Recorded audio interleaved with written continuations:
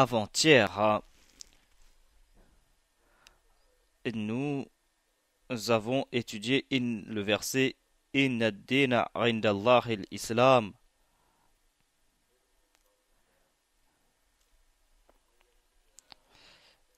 Wa man yakfur bi ayati Allahi fa inna Allaha sari'ul hisab. Mais il y a un point mineur de ce verset dont je dois vous faire un rappel. Il y a le mot barien. On a déjà parlé à ce propos et j'ai aussi déclaré que barien a été mal traduit par le mot jalousie, c'est-à-dire que ces gens sont jaloux les uns des autres.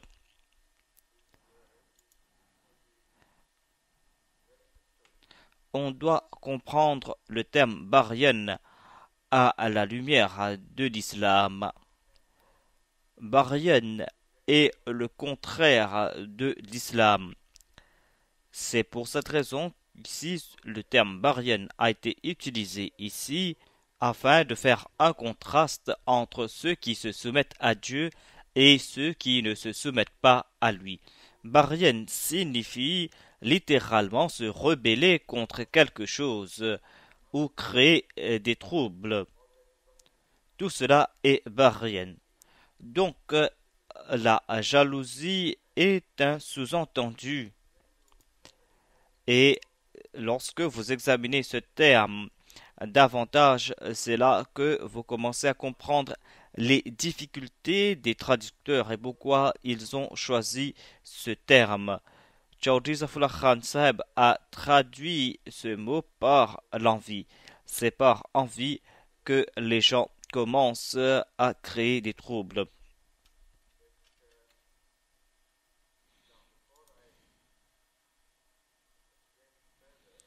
Avant d'expliquer cela davantage, nous allons nous tourner vers l'histoire initiale de toute religion lorsque les gens ont commencé à changer les textes de leurs livres sacrés. Pourquoi cela s'est-il passé? Quelles sont les raisons? Quels sont les motifs psychologiques? Voilà ce qui a été décrit dans le terme barien. Barien explique la raison pour laquelle les gens le font. Pourquoi les gens qui se sont soumis à Dieu, aux prophètes et aux livres se sont-ils rebellés contre Dieu et contre les prophètes? La raison présentée par ce verset est que ces personnes se sont rebellées contre l'autorité des uns et des autres. Après le passage du temps, il y a différents érudits qui se présentent et lorsqu'ils perdent la taqwa, c'est-à-dire la crainte d'Allah, ils veulent imposer leur autorité sur les autres et ils traduisent le texte du livre ou l'interprètent d'une façon telle afin d'essayer de prouver leur supériorité sur les autres. Et puisque les autres érudits aussi sont moins muttaqis, c'est pour cette raison qu'eux aussi ils commencent à se rebeller contre les autorités des autres savants et essayent de prouver que ces personnes sont dans l'erreur. Donc, Baryan Bainahum nous décrit cet état, c'est-à-dire ils ne se rebellent pas au début contre Dieu, mais se rebellent les uns contre les autres. Et c'est ainsi qu'on trouve la naissance de schisme.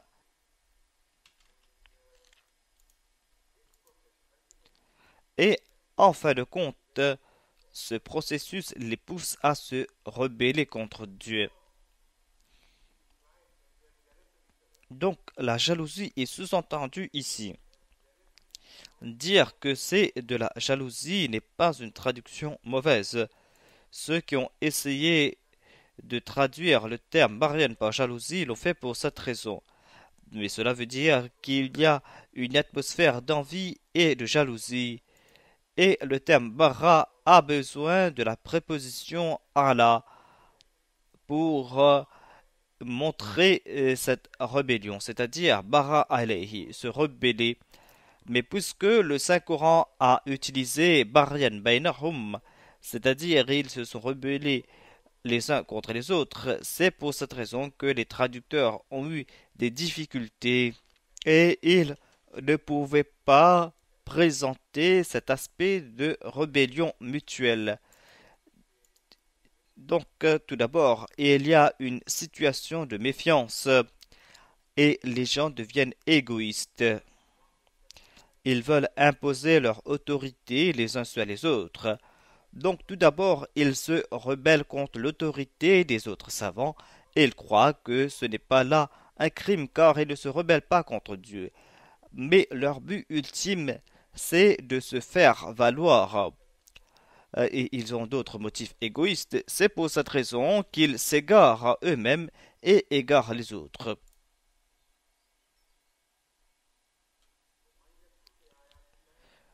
وَمَنْ يَكْفُرْ بِآيَاتِ اللَّهِ فَإِنَّ اللَّهَ سَرِيعُ الْحِسَابِ. Et pour ceux qui renieront les signes d'Allah, alors assurément Allah est prompt à leur demander des comptes.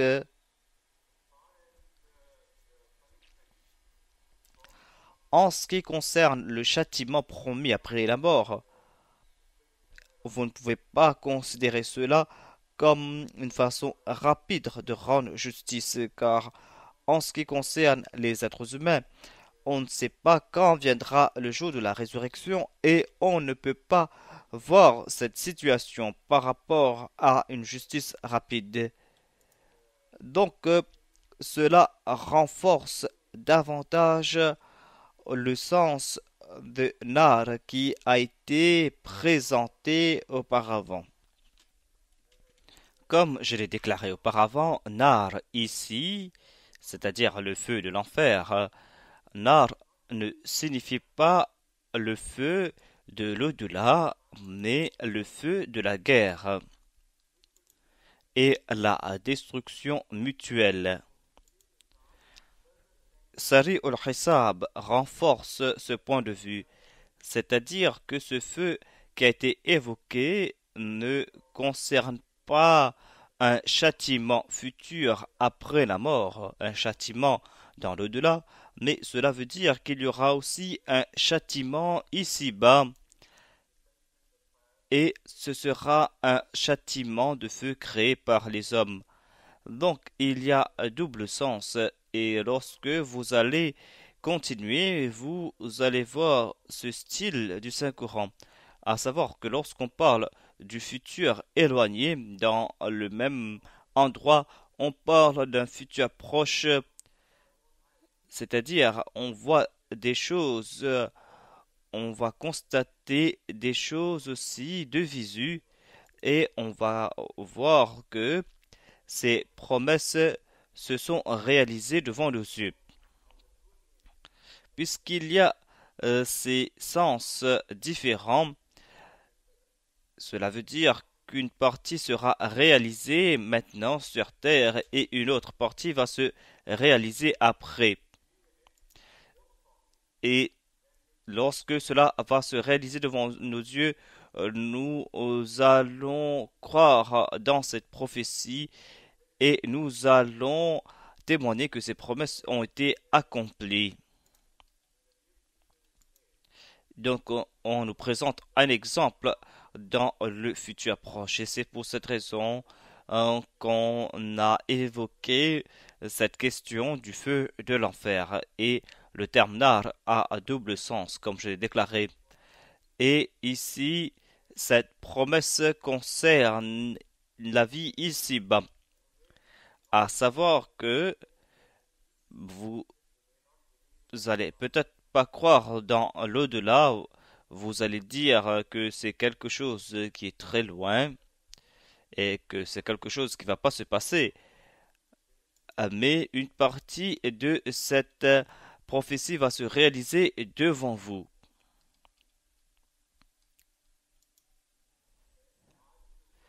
فإن حاجوك فقل أسلمت وجهي لله wa man ittaba'ani. Et s'ils te cherchent querelle, dis-leur, je me suis soumis à la volonté d'Allah, ainsi que ceux qui me suivent. Et dis à ceux à qui le livre a été donné, ainsi qu'aux illettrés, vous êtes-vous soumis? S'ils se soumettent, alors ils seront sûrement guidés, mais s'ils tournent le dos, alors ton rôle se limite à transmettre le message. Et Allah est celui qui veille sur ses serviteurs.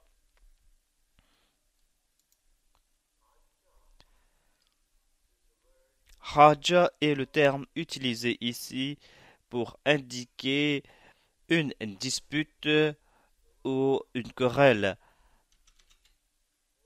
Le terme haja est utilisé dans la plupart des cas au sens négatif. Si l'on discute tout simplement pour discuter et que l'on ne veut pas arriver à une conclusion logique,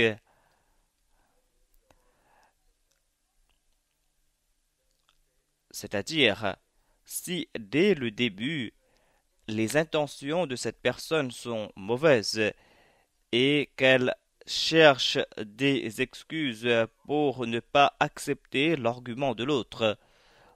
Dans ce cas, le terme haja est utilisé en arabe. Dans un seul endroit, ce terme est utilisé avec un sens positif. Mais tous les commentateurs sont d'accord que ce mot haja est utilisé dans la plupart des cas dans le sens négatif.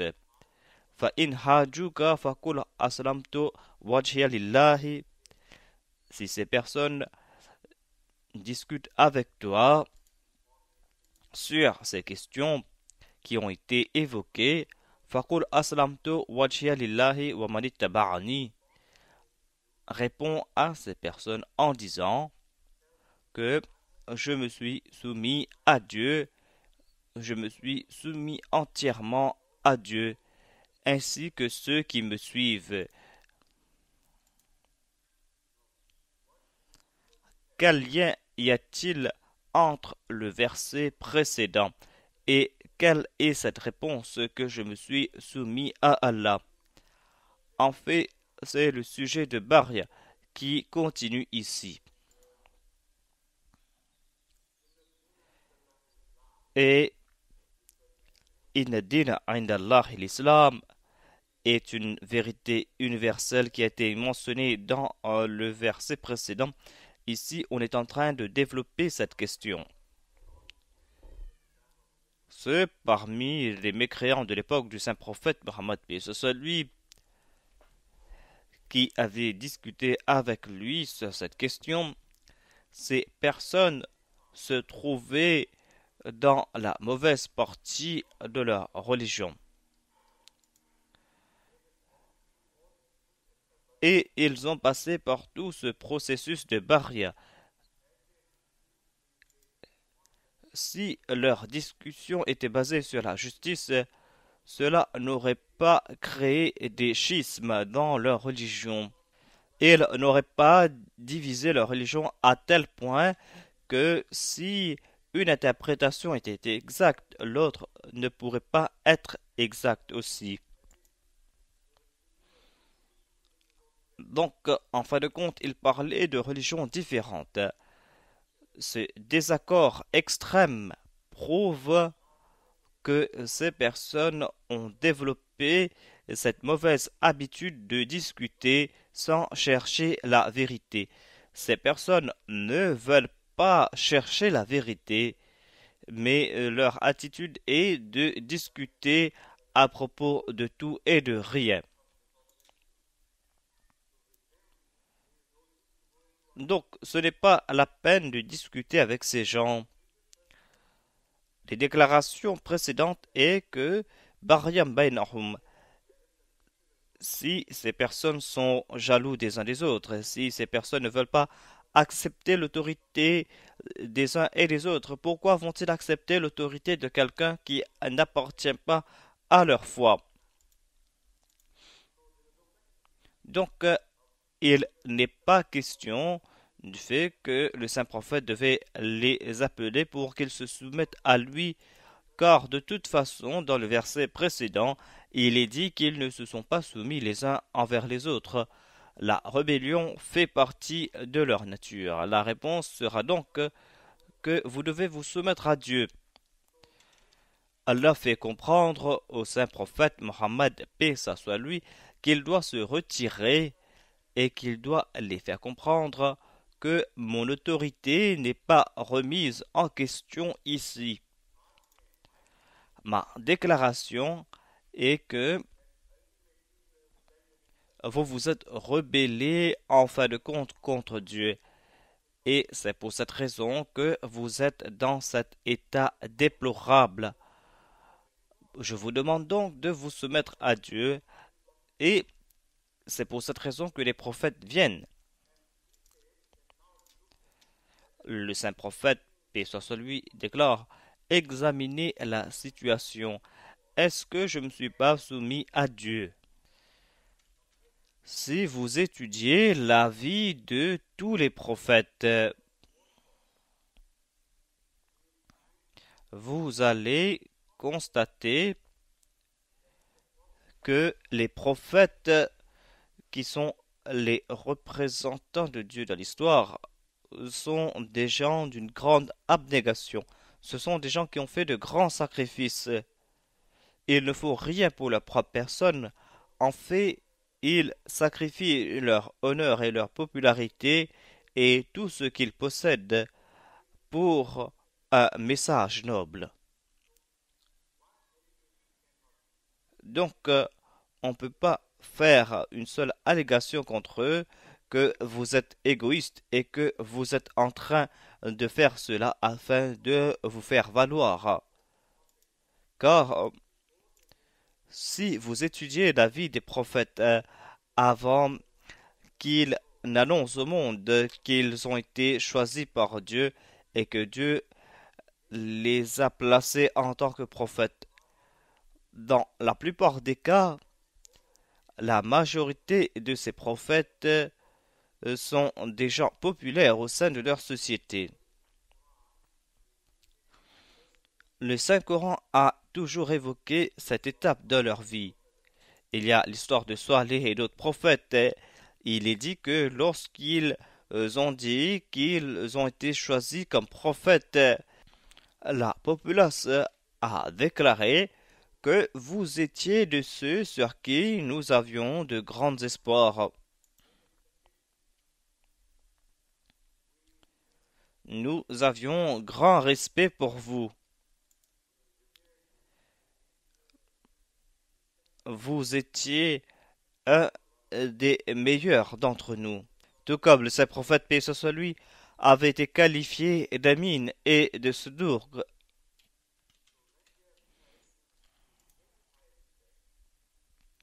Donc, on a un très grand respect pour ces personnes. Et ensuite, ces prophètes eux-mêmes font une déclaration qui les rend impopulaires. Et ils deviennent l'objet de la haine de toute la population. Vous ne pouvez pas dire que ces prophètes ont fait ces déclarations pour des motifs égoïstes. Pour des motifs égoïstes, l'on ne jette pas ce qu'on a entre les mains. Il faut remarquer à leur honneur qu'ils ont compris le proverbe que un tien vaut mieux que deux tu l'auras. Donc, pourquoi doivent-ils abandonner leur honneur pour un futur incertain? Car ils sont seuls contre toute la population. Pourquoi un futur incertain? Parce que si ces prophètes sont des imposteurs et qu'ils se retrouvent confrontés à toute la nation, leur futur sera certainement incertain. Ils savent dans ce cas qu'ils ont commis une grave erreur. Pourquoi donc doivent-ils se mettre en péril? Vous pouvez les qualifier de fous, mais ils ne sont point égoïstes. Et si vous étudiez leur vie précédemment, vous allez constater qu'ils vivent dans la soumission. Ce sont des personnes qui font de grands sacrifices, qui aident les autres. Donc, tout cela est soumission et tout cela est islam, car islam ne signifie pas se prosterner verbalement, mais l'islam signifie que l'on n'est pas un danger pour les autres. C'est-à-dire, islam signifie que vous n'êtes pas source de danger pour les autres. Si quelqu'un est inoffensif et qu'il n'est pas source de danger pour les autres, il devient un musulman. Voilà donc un des sens du terme islam. Il est inoffensif pour les autres. Donc, le saint prophète, paix sur lui, était inoffensif dans ce sens. Il n'a jamais fait de mal à quelqu'un avant de faire cette déclaration. Aslamtu wajha lillah signifie que j'ai vécu dans la soumission. L'essence de cet argument sera que, en ce qui concerne ma vie passée, vous pouvez être en désaccord avec moi, mais vous devez quand même être d'accord que je me suis réellement soumis à Dieu. Jugez-moi selon votre concept à vous, et vous allez constater que je me suis soumis à Dieu selon votre propre jugement. Et je vous invite vers la même chose. Je vous demande de vous soumettre vous aussi, et c'est là que vous allez comprendre.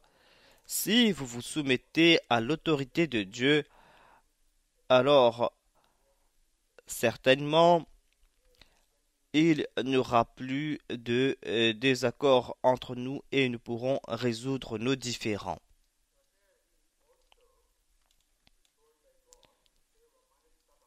Et ensuite le saint prophète a dit Wa manittarabani, ceux qui me suivent aussi se sont soumis.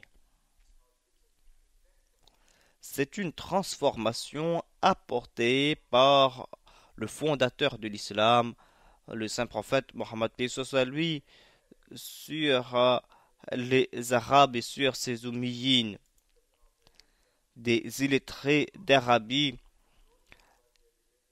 Ils n'étaient pas seulement rebelles, mais ils étaient fiers de leur rébellion. Si vous lisez leurs récits, leurs poèmes anciens, vous allez constater que tous ces poètes arabes étaient fiers de leur rébellion. Ils disent que nous ne soumettons pas à quelqu'un, nous sommes prêts à tout sacrifier, à tout donner, mais nous n'allons jamais nous soumettre à une autorité quelconque. Le saint prophète, paix soit lui, a déclaré que cette déclaration n'est pas limitée à ma propre personne, mais ceux qui me suivent aussi ont établi ce fait, à savoir que eux aussi ils se sont soumis, et ce n'est pas une tâche facile que de transformer les Arabes et de les pousser à se soumettre à Dieu. Donc nous voyons ici un argument très fort contre les mécréants de son époque, surtout concernant ceux qui appartenaient aux gens du livre.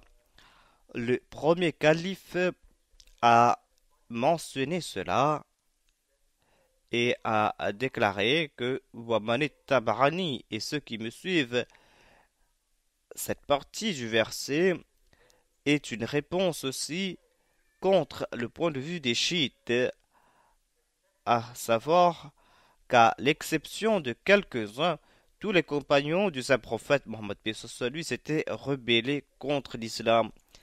Il a déclaré que Dieu n'aurait pas pu enseigner cela au saint prophète paix sur lui. Le saint prophète n'aurait pas pu déclarer que regardez-moi et mes compagnons qui se sont soumis. Si après le décès du saint prophète Mohammed paix sur lui, tous ces musulmans, tous ses compagnons se sont rebellés contre lui et contre l'autorité de Dieu, ce ne serait pas là un argument en faveur du saint prophète, paix soit lui, et il n'aurait pas pu présenter ses compagnons comme un modèle.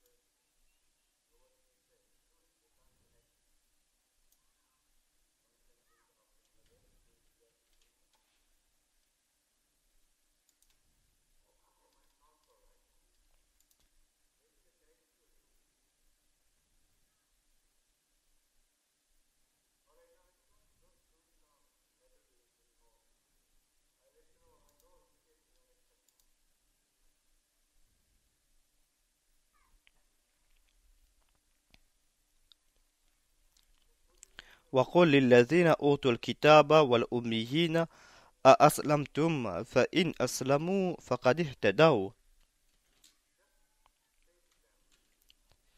Dis aux gens du livre, ceux qui appartiennent au livre ancien, et dis aux Arabes, ceux parmi les Oumiyines, à Aslamtum, est-ce que vous vous êtes soumis? S'ils se sont soumis, ou s'ils se soumettent, faqad ihtadaw, alors ils seront guidés. Wa in tawallaw fa innama alayka al-balagh. Mais s'ils tournent le dos, alors ton rôle se limite à transmettre le message. Et la discussion doit s'arrêter là et tu ne dois pas discuter davantage avec eux. Tu as accompli ta tâche. Dis-leur tout simplement que ma demande est que vous devez vous soumettre à Dieu. Quel autre argument pouvez-vous offrir à cela?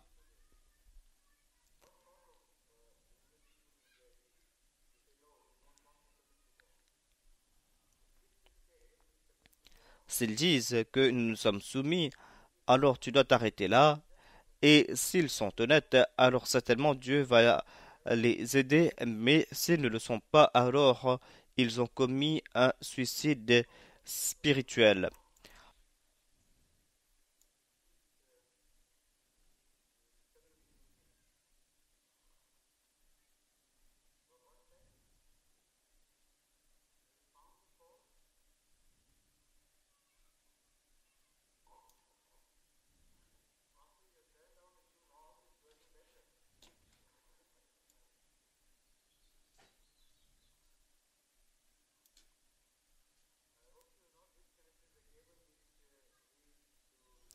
J'espère que vous n'avez pas déconnecté le câble qui part dans la salle des dames.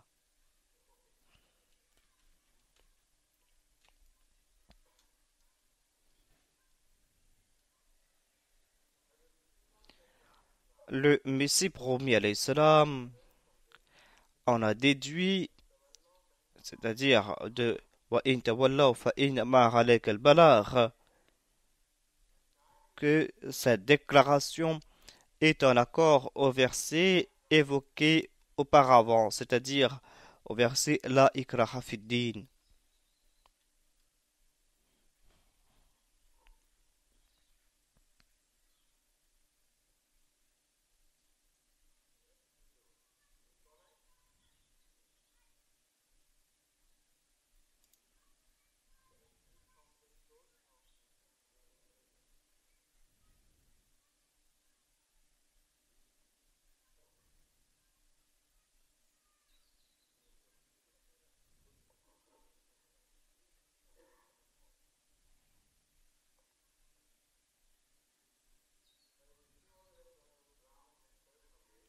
Le Messie premier l'Islam a déduit que cette déclaration est en accord au verset La ikraha fi din, à savoir qu'il n'y a point de coercition en matière de religion. Il a indiqué que s'ils se soumettent, alors c'est bien pour eux, mais s'ils ne se soumettent pas, alors le Saint-Coran déclare de les laisser.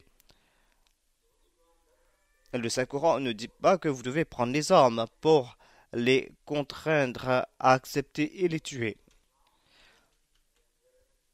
Donc, le Messie promet l'Islam a développé ce thème davantage.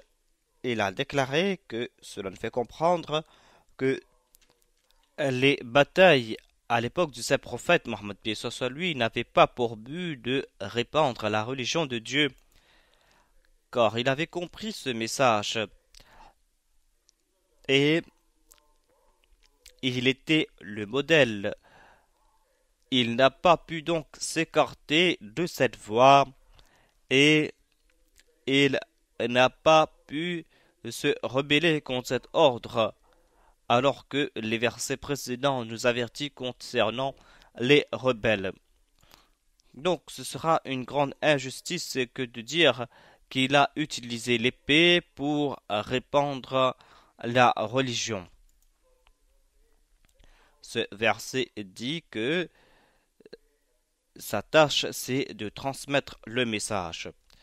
Le Messie premier l'Islam développe ce thème en disant que si vous étudiez de près ces batailles, vous allez constater qu'en fait, ces batailles ont été lancées par ses ennemis en premier, pour une raison ou pour une autre. Et le saint prophète, paix soit lui, et les musulmans se sont battus pour se défendre. Ils étaient là pour se défendre et pour répondre aux attaques des rebelles, de ceux qui voulaient supprimer leur religion par la force de l'épée. Donc, cette guerre, ces batailles étaient contre l'oppression anti-religieuse et il ne s'est pas battu afin d'imposer la religion.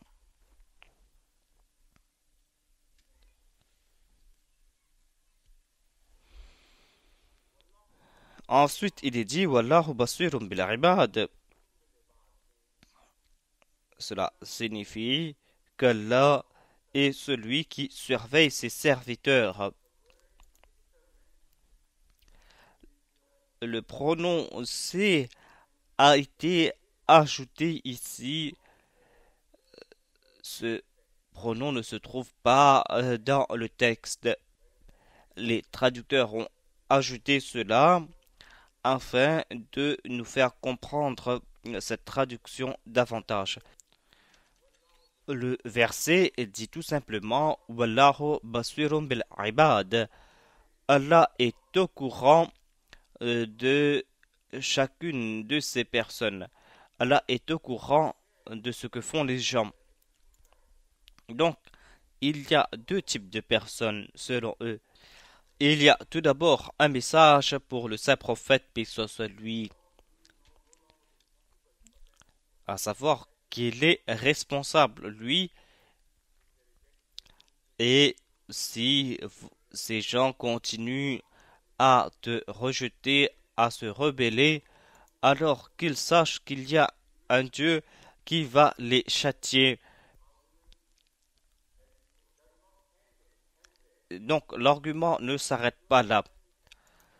En ce qui concerne ta personne, cela s'arrête là, mais en ce qui concerne Dieu, cela va continuer et Allah voit ces gens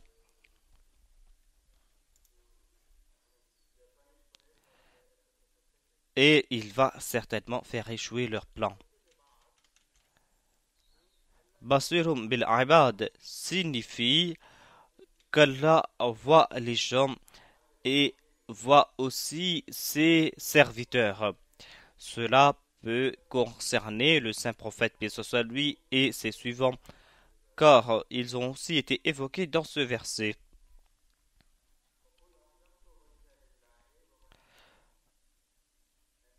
Faqul aslamtu wajhiya lillahi wa man ittaba'ani. Et on a aussi mentionné les ennemis. Al-Ibad peut donc concerner ces deux groupes. Cela peut concerner les ennemis. Et si cela concerne les ennemis, cela veut dire que Dieu va les châtier pour leurs crimes. Et si cela concerne le saint prophète et ses compagnons, le message est que leurs plans ne pourront point vous affecter. N'ayez pas peur de leurs plans, car si vous continuez à transmettre le message,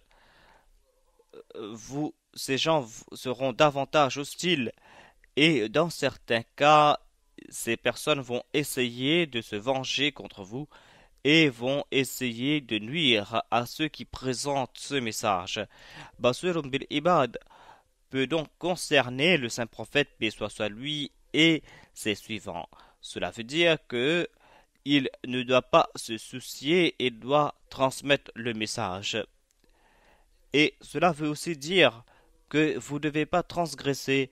Nous sommes en train de vous voir et de voir comment êtes-vous en train de transmettre ce message. Si vous prenez les armes pour transmettre ce message, alors sachez qu'il y a là un avertissement et qu'Allah voit ce que vous faites. إن الذين يكفرون بآيات الله ويقتلون النبيين بغير حق ويقتلون الذين يأمرون بالقسط من الناس. Donc ce verset explique cela, c'est-à-dire que lorsque vous transmettez un message impopulaire, il est probable que les gens commencent à prendre des armes. Allah déclare assurément quant à ceux qui renient les signes d'Allah et qui cherchent à tuer injustement les prophètes et qui cherchent à tuer ceux qui enjoignent la justice, annonce-leur un châtiment douloureux. Ici, on a dit ceux qui cherchent ou qui essayent de tuer. Pourquoi a-t-on utilisé cette expression dans la traduction, alors que dans le texte arabe, il n'est jamais dit ceux qui cherchent à tuer, ceux qui essayent à tuer. Il est dit tout simplement Innal ladhina kafaru bi ayatillahi wa yaqtuluna an-nabiyyina. Ceux qui veulent tuer. Yaqtuluna veut dire tuer ou assassiner. Bighayri haqq, sans justification. Wa yaqtuluna alladhina, c'est-à-dire ceux qui tuent, ceux qui enjoignent le bien, ceux qui prêchent la justice. Pourquoi les traducteurs ont-ils ajouté le terme ceux qui cherchent à tuer? C'est parce que l'histoire nous fait comprendre qu'il y a très peu de prophètes qui ont été assassinés. Très peu de prophètes qui ont été assassinés par leurs ennemis. Et la majorité des prophètes, ou la grande majorité des prophètes, ont été protégés par Allah. Et les ennemis n'ont pu les assassiner. Puisque les traducteurs font face à cette difficulté, ils pensent que Yaqtuluna veut dire leur désir de tuer. C'est vrai qu'ils n'ont pas pu tuer les prophètes, ils ont désiré les assassiner. Et c'est pour cette raison qu'ils ont traduit cela en disant ceux qui cherchent à tuer les prophètes et leurs suivants. Mais il n'était pas nécessaire d'ajouter le mot chercher ici, car le verbe qatala yaqtulu ne signifie pas tuer uniquement. Cela veut aussi dire essayer de contrecarrer les efforts de quelqu'un, s'opposer à quelqu'un avec véhémence et de faire de son mieux afin de vaincre son ennemi, afin que l'autre ne puisse pas transmettre son message, ou le fait de le rendre ineffectif. Les dictionnaires arabes nous présentent tous ces sens. Donc, au lieu de se tourner vers ce choix immense, puisque les traducteurs doivent utiliser un seul mot, c'est pour cette raison qu'ils prennent des précautions et qu'ils ajoutent le mot cherche à tuer, afin que les gens ne disent pas que le Coran est en train de contredire l'histoire, car beaucoup de prophètes n'ont pas été tués.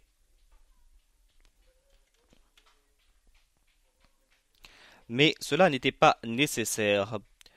Je vais citer quelques dictionnaires arabes de grand renom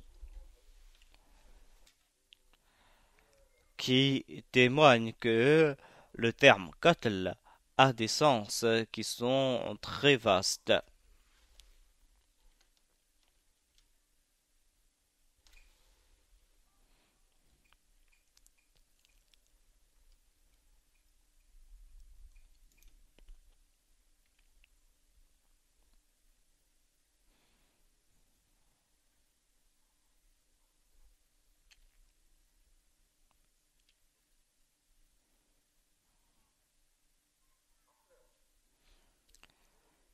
Je cite le dictionnaire Aqrab, un dictionnaire de grande autorité. Il est dit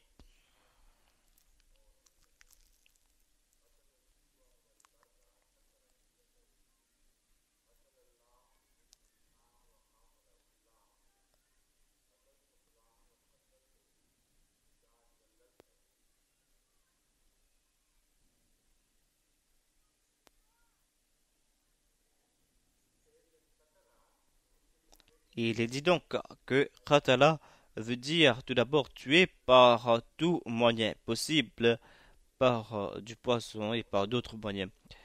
Et ce mot est utilisé pour indiquer l'appétit ou la faim ou le fait d'apaiser sa faim ou sa soif. Tout comme il est dit qatala al-ju'a wal-barda, tuer sa faim ou tuer le froid, et cela veut dire qu'il a donné de la nourriture à quelqu'un ou qu'il a offert un logis à quelqu'un. Donc ces sens sont contraires du mot qatl. Qatala veut dire détruire, mais qatal peut être utilisé aussi par rapport à la faim, par rapport au froid, c'est-à-dire le fait d'enlever la faim ou le froid. Et dans ce cas, le terme qatal est utilisé. Selon Mufradat, il est dit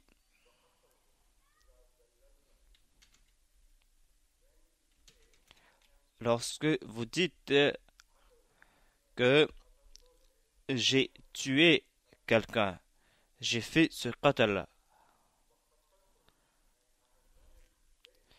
je l'ai fait de façon décisive. Cela veut aussi dire que j'ai déshonoré cette personne. Qatal veut aussi dire donc disgrâce dans ce cas.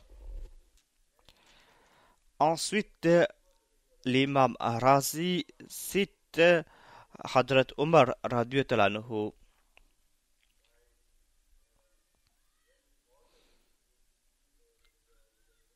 Lorsque Omar a ordonné aux compagnons du saint prophète, paix soit lui, de faire le qatl de Saad, il a utilisé le terme Uqtulu Saad. Littéralement, cela veut dire tuer Saad, assassinez-le. Et qu'Allah aussi a fait son qatl. Cela peut vouloir dire qu'Allah a décrété qu'il doit être tué et que vous devez le tuer vous-même. Mais les Arabes de l'époque n'ont pas eu de malentendu à ce propos, et tous savaient ce qu'il voulait dire. Il voulait tout simplement dire que vous ne devez pas l'écouter, vous ne devez pas l'écouter et vous devez l'abandonner comme s'il était mort.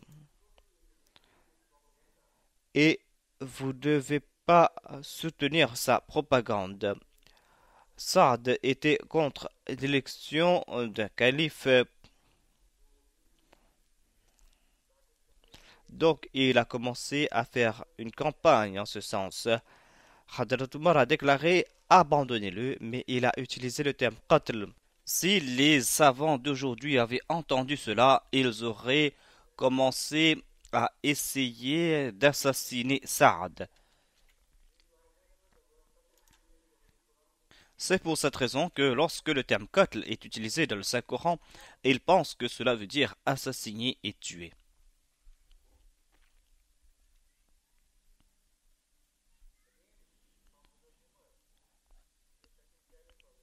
Et Hadrat Omar, le deuxième calife, a déclaré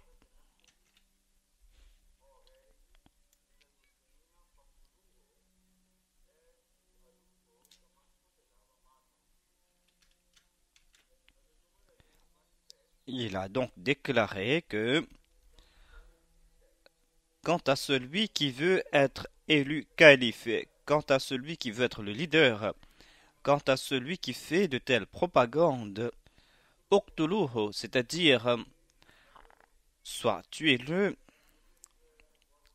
et voilà ce que vont faire la majorité des gens d'aujourd'hui. Mais les savants d'alors n'ont pas eu de malentendu à ce propos. Les Razi et Rahib n'ont pas fait cette erreur. Ils ont déclaré qu'ils voulaient tout simplement dire que vous devez faire échouer ces plans. Vous devez l'abandonner.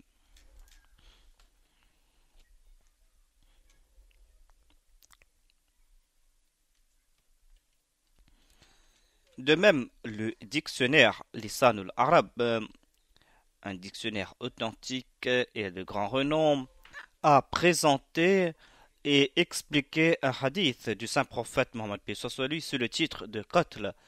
Le dictionnaire déclare donc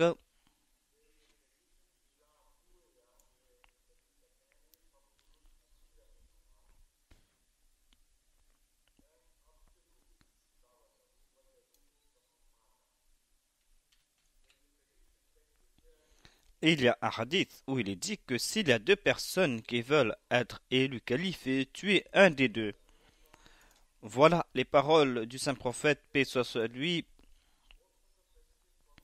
et la majorité des exégètes d'aujourd'hui vont prendre ce terme au pied de la lettre. Mais ici, il est dit qu'il voulait tout simplement dire que Ortolu Darwatahu, c'est-à-dire rejeter sa déclaration, abandonnez-le.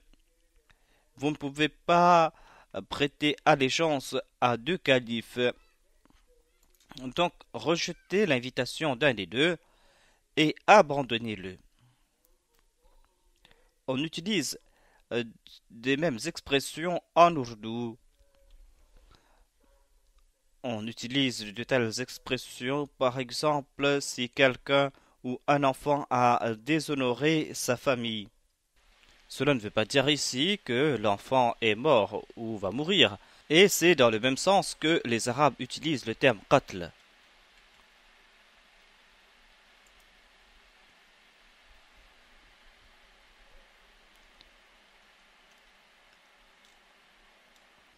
Frapper quelqu'un physiquement aussi veut dire qatl.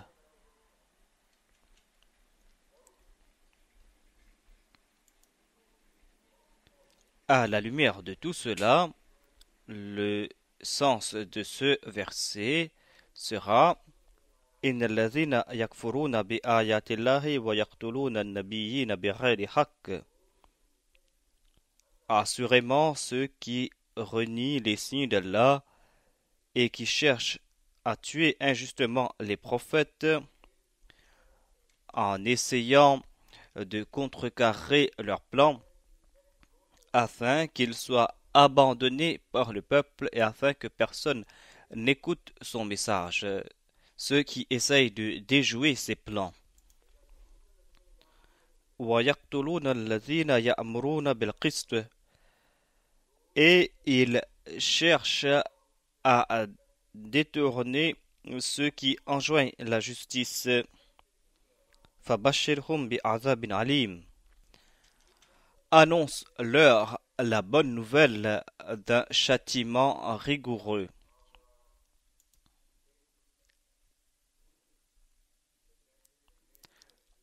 La traduction ici est annonce-leur un châtiment douloureux. Bashara est le verbe et yubashiru est l'inaccompli de ce verbe. Et ce verbe est utilisé pour l'annonce de bonnes nouvelles. Donc pourquoi ce mot bashara a été utilisé ici dans ce contexte? On doit ici résoudre ces difficultés. Le traducteur a adopté un point de vue neutre ici en utilisant uniquement annoncer. Annonce est un mot neutre, cela peut s'appliquer aux bonnes comme aux mauvaises nouvelles. Mais bashara est dérivé de bashara qui signifie entre autres le visage de l'homme. Et le mot bashara a cette connotation de donner de bonnes nouvelles, car lorsqu'on donne la bonne nouvelle à quelqu'un, le visage de cette personne s'empourpre et l'on voit l'effet de cette nouvelle sur son visage. Si une nouvelle quelconque arrive à avoir de l'effet sur le visage de cette personne, c'est là que l'on utilise ce terme. C'est pour cette raison que les Arabes utilisent ce terme bashara yubashiru. Cela veut dire donc qu'on leur donne une bonne nouvelle.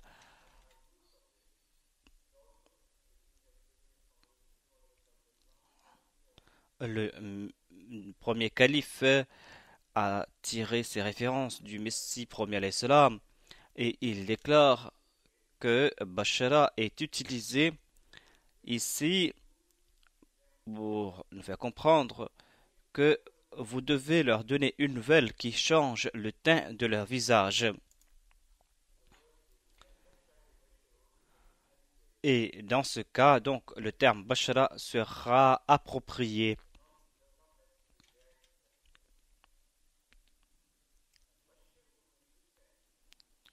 Ici, il est dit bashirhum, annonce-leur cette nouvelle. Et nous avons là différentes possibilités.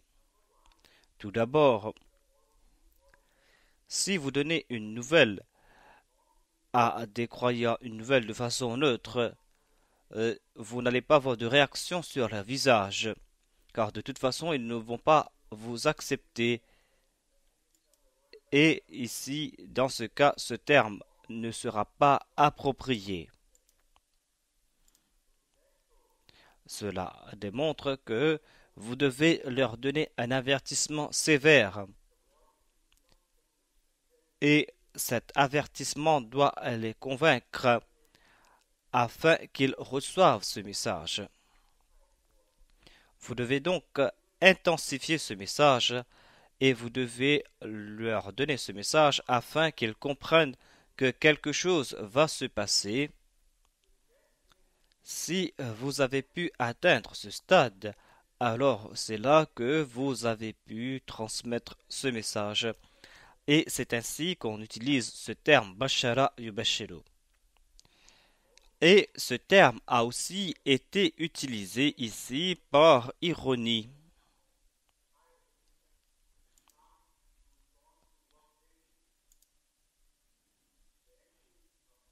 Les ennemis de la vérité se présentent comme si ils sont là pour faire le bien, comme s'ils sont en train de s'opposer aux prophètes pour la cause de Dieu, comme s'ils sont en train de tuer les innocents afin de plaire à Dieu.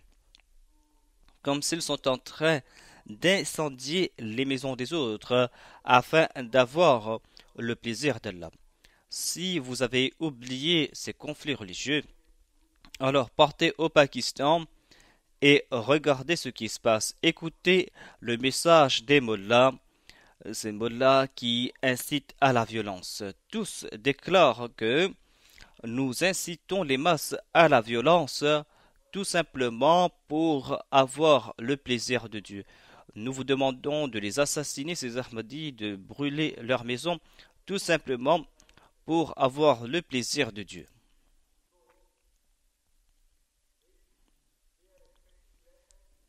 Donc, ils veulent des bonnes nouvelles.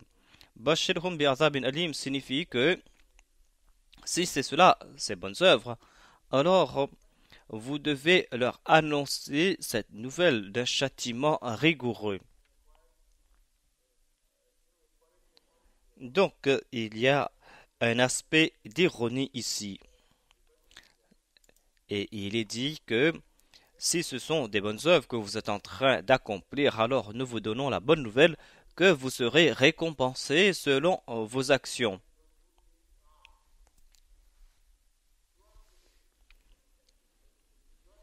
Vous êtes en train de tuer des innocents, donc conséquemment, vous serez traité similairement.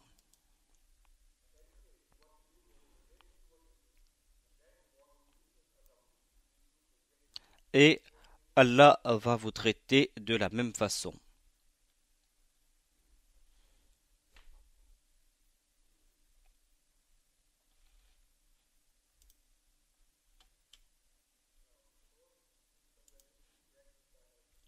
Je vais vérifier si je n'ai pas raté quelque chose d'important avant de continuer.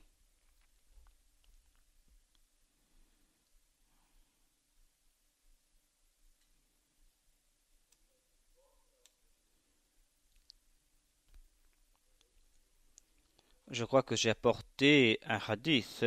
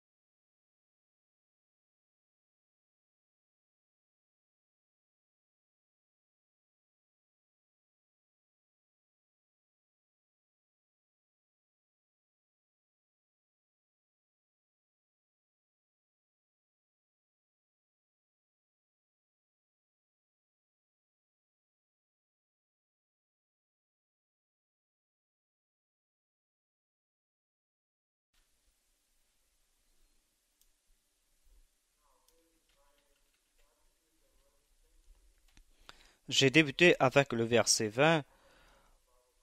وَمَا اخْتَلَفَ الَّذِينَ أُوتُوا الْكِتَابَ إِلَّا مِنْ بَعْدِ مَا جَاءَهُمُ الْعِلْمُ بَغْيًا بَيْنَهُمْ. Le Saint-Coran a évoqué ce sujet du désaccord mutuel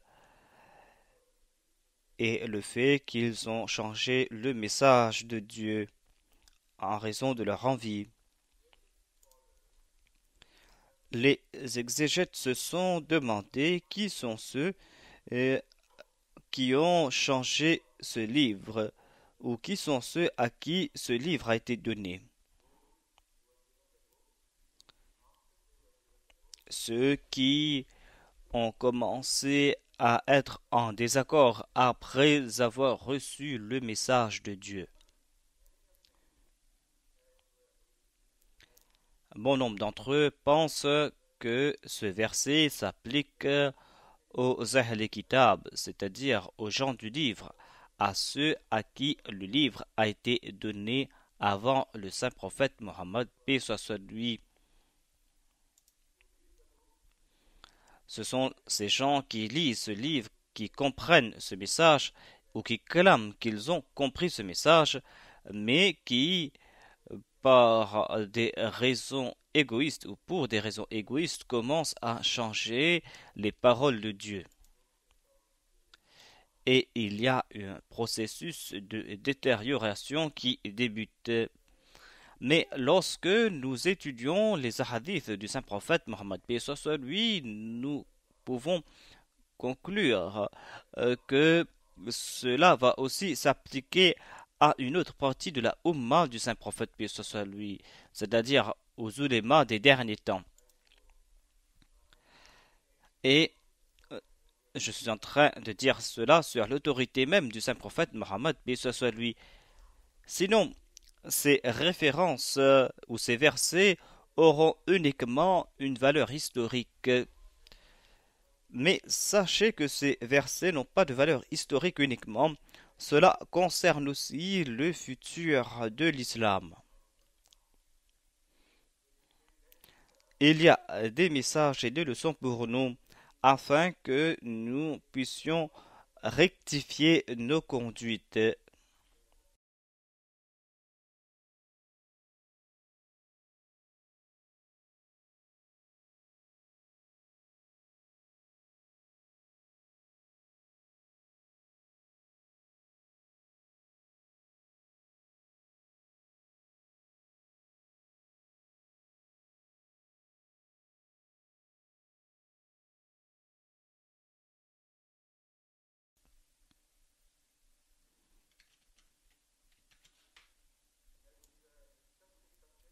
Le saint prophète Mohammed paix soit lui a évoqué ce sujet différemment.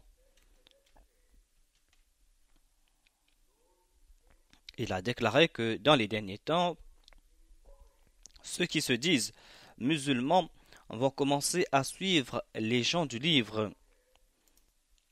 En raison de la similarité avec les gens du livre, ce verset peut aussi s'appliquer à eux. Et on se base pour cela sur l'autorité du saint prophète Mohammed paix soit lui. Donc, ces personnes ne peuvent être exclues des avertissements qui ont été donnés ici. À titre d'illustration, je vais citer ici un hadith.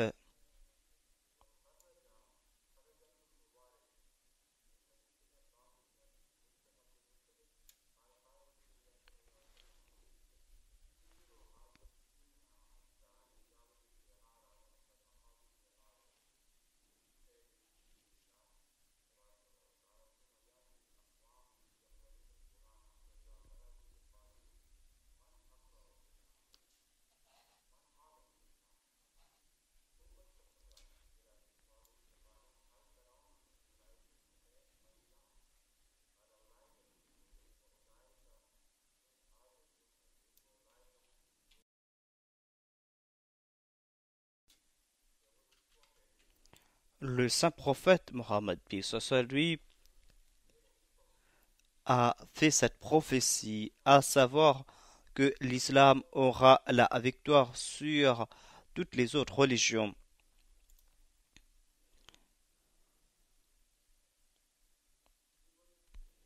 Et l'islam va même traverser les océans.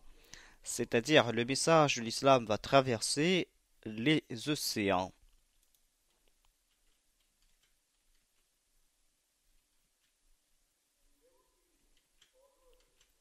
Et il y aura des suivants de l'islam qui vont voyager sur leur monture pour transmettre le message de l'islam. Et ils même voyager pour traverser la mer pour la cause de Dieu, c'est-à-dire ils seront prêts à perdre leur vie pour cette cause.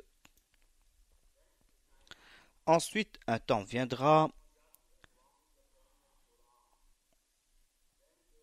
il y aura ce temps où il y aura des gens qui vont réciter le Coran. Et quand ils vont réciter le Coran, ils vont déclarer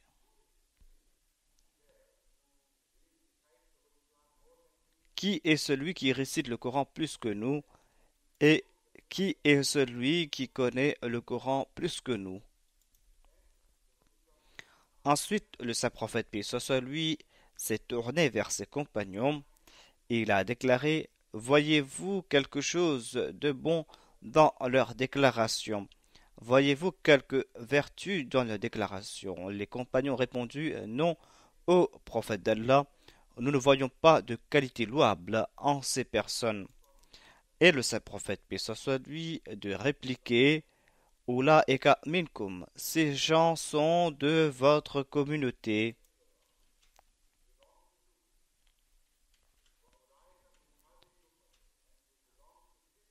Et ces gens appartiennent à cette Ummah. Mais ces gens sont aussi les combustibles de l'enfer.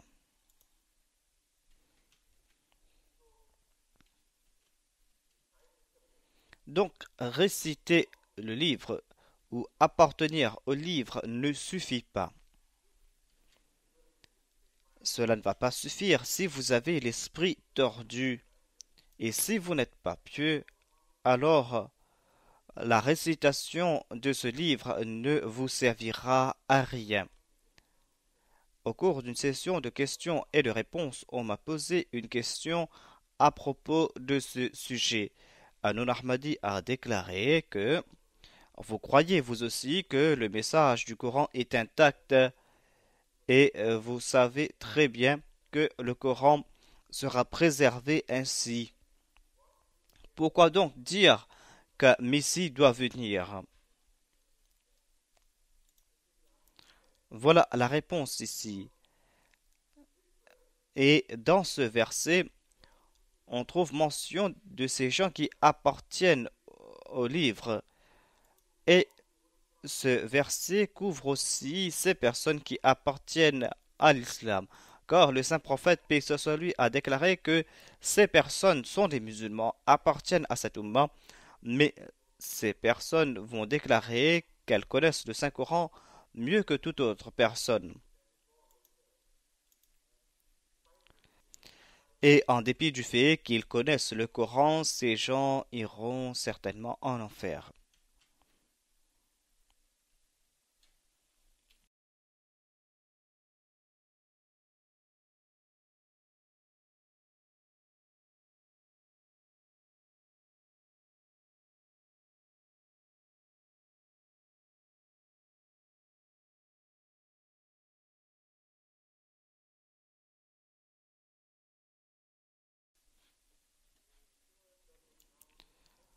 Le Messie premier alayhi salam a beaucoup écrit sur l'islam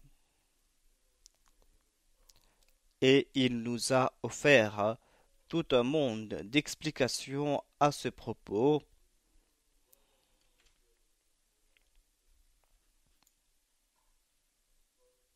Mais puisque nous n'avons pas assez de temps, je ne vais pas citer tout ce qu'il a dit ici. J'ai apporté deux passages, mais cela prendra du temps pour expliquer tout cela, car je ne dois pas uniquement lire ces passages, je dois aussi expliquer cela davantage. Et dans certains cas, le Messie premier l'Islam a dit beaucoup de choses dans une seule phrase, et cela prendra du temps pour expliquer tout cela.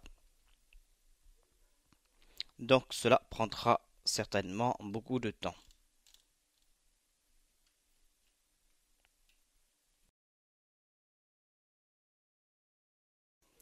Donc maintenant, nous allons nous tourner vers le prochain verset.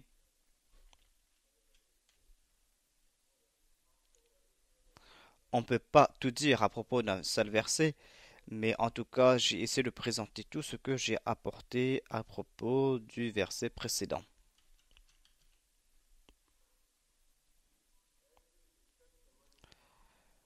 Nous avons parlé à propos du mot islam et maintenant nous allons étudier le mot kufr, car kufr et islam sont contraires. Islam et kufr et iman. Islam et Iman sont le contraire de Kufr, et Kufr et Baghi sont les contraires d'Islam et d'Iman.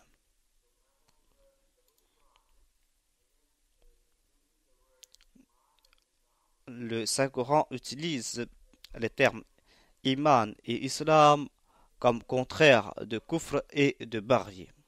J'ai déjà expliqué le sens de Baghi. Maintenant, nous allons nous tourner vers le mot Kufr. Généralement, on pense que Kufr signifie rejeter quelque chose ou nier quelque chose, alors que tel n'est pas le sens premier. Selon les dictionnaires arabes, Kufr signifie cacher quelque chose, couvrir quelque chose.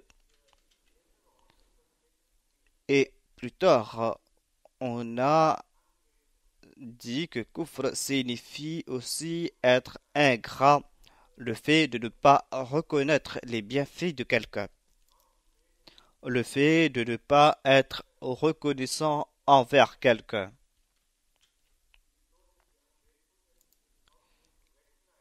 D'être ingrat à tel point de ne pas accepter les faveurs octroyées par quelqu'un. Et c'est ainsi que, en l'islam, kufr a été utilisé pour exprimer le rejet de la vérité.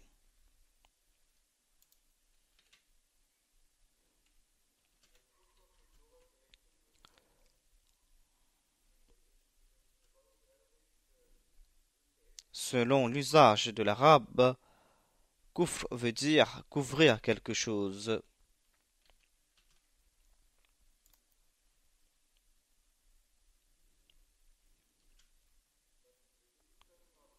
Mais dans la terminologie islamique ou religieuse, kufr signifie rejeter quelque chose, rejeter la venue des prophètes et rejeter Dieu lui-même.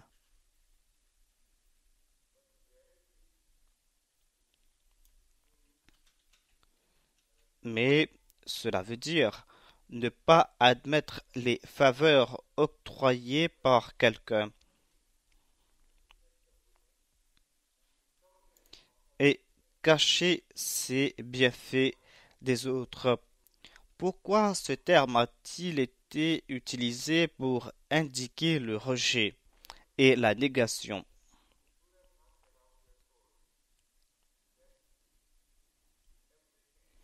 Il est dit dans le Saint-Coran que tout ce que nous avons reçu de la part de Dieu est une faveur. Nous lisons Ihdina Sirat al-Mustaqim, Sirat al-Ladhina anamta alayhim. Nous prions, ô Allah, guide-nous sur le droit chemin, le chemin de ceux à qui tu as accordé tes faveurs. Donc, c'est l'histoire de ces personnes qui ont reçu des faveurs de Dieu à différentes étapes. Mais la plus grande des faveurs de Dieu est la naboua, c'est-à-dire la révélation et le fait d'être choisi comme prophète. Donc, les prophètes sont les plus grands récipiendaires de faveurs de Dieu. Et la naboua est une faveur, une ni'ma de la part de Dieu. Ceux qui sont ingrats envers Dieu sont qualifiés de kafir. S'ils sont ingrats envers Dieu, Dieu qui les a accordé la plus grande des faveurs, c'est-à-dire sa révélation, alors dans ce cas, ils sont qualifiés de kafir. Et le terme kafir est utilisé pour qualifier leur rejet. وإذا أنعمنا على الإنسان أعرض ونأى بجانبه وإذا مسه الشر كان يئوسا.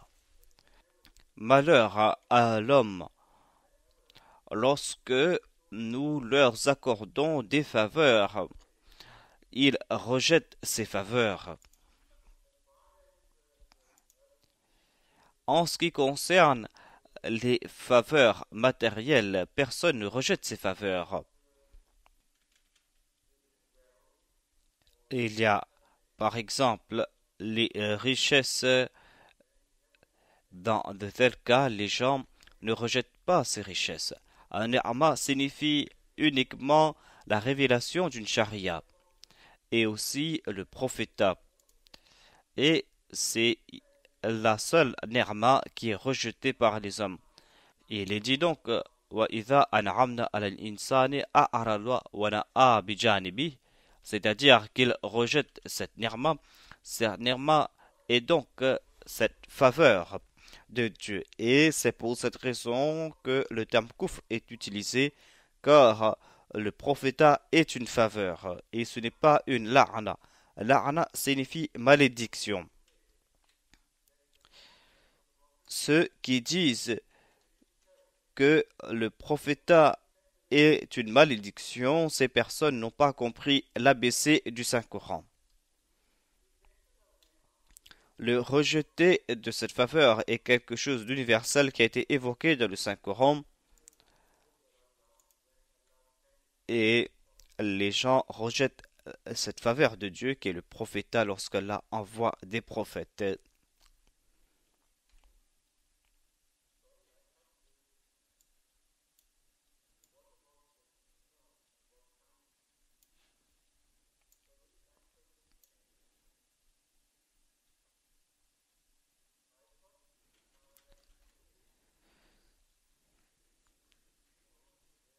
Je crois qu'il y a une demi-heure, mais on m'a fait des rappels à ce propos.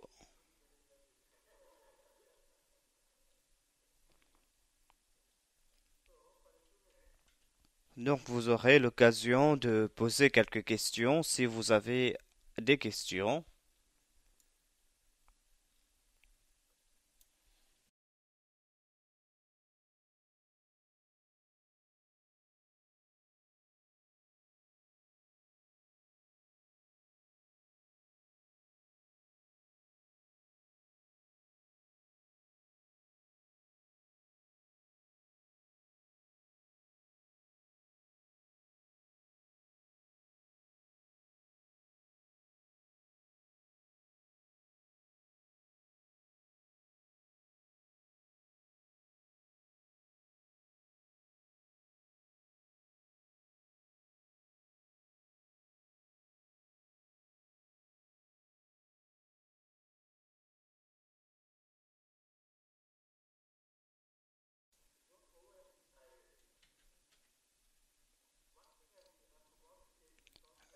J'ai oublié de mentionner quelque chose d'important. Il est dit, comme je l'ai déclaré, certains traducteurs ont fait face à des difficultés en raison du mot yaqtulun. Certains ont parlé à ce propos en détail, à savoir pourquoi le terme nabiyin a été utilisé, car le saint prophète, paix et salut soit lui, s'est adressé à un peuple qui rejetait un seul prophète. Pourquoi le Saint-Coran a-t-il utilisé le pluriel en disant an-nabiyyin? Le premier calife et le deuxième calife ont présenté leur point de vue et ils ont déclaré que la venue du saint prophète était comme la venue de tous les prophètes. Il était Khatam al-Nabiyyin, à savoir qu'il possédait toutes les qualités de tous les prophètes et en tant que tel, il était le représentant de tous les prophètes. Et ceux qui sont opposés à lui se sont opposés à tous les prophètes de Dieu. C'est pour cette raison que le terme Nabiyina a été utilisé par rapport à ses ennemis qui ont rejeté les prophètes.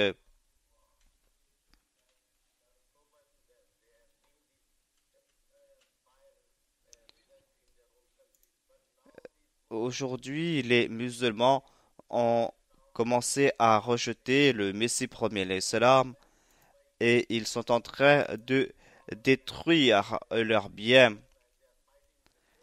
et ils sont en train de se battre avec les mêmes armes. Merci de m'avoir fait un rappel. Lorsque j'ai évoqué le terme Sari al-Hisab, à savoir qu'Allah est prompt à châtier, cela a été utilisé dans un contexte où on a fait la promesse que ceux qui vont choisir la mauvaise voie et qui vont commettre des méfaits, ces personnes seront châtiées deux fois, ici sur terre et dans l'au-delà. Et ils seront châtiés par des guerres ici-bas. Ils vont attiser eux-mêmes ces guerres. Et c'est pour cette raison qu'ils seront beaucoup de nar. Ils vont brûler en enfer, mais ils vont aussi attiser ces feux. Wuqud signifie le combustible. Le combustible attise le feu. Donc, au lieu de dire qu'ils seront les habitants du feu, le Saint-Coran déclare qu'ils seront le combustible du feu. Ils seront châtiés, certes, mais ils seront responsables de leur propre châtiment.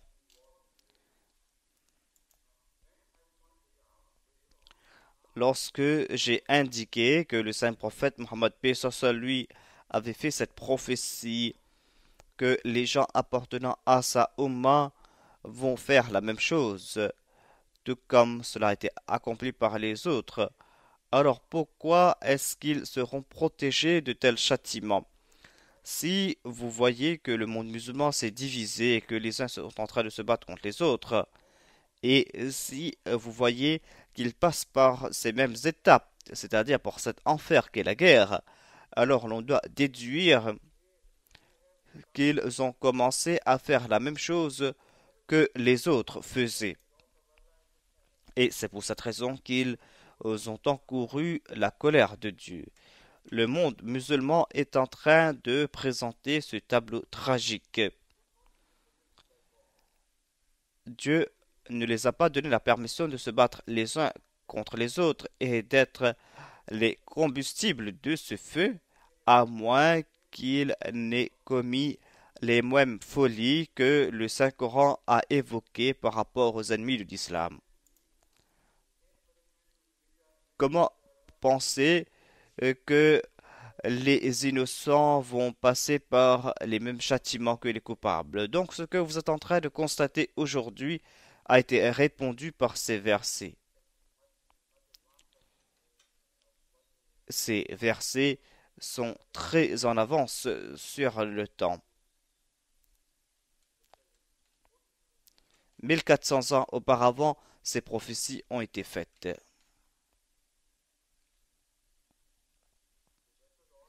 Donc, si vous avez d'autres appels à faire, vous pouvez venir de l'avant.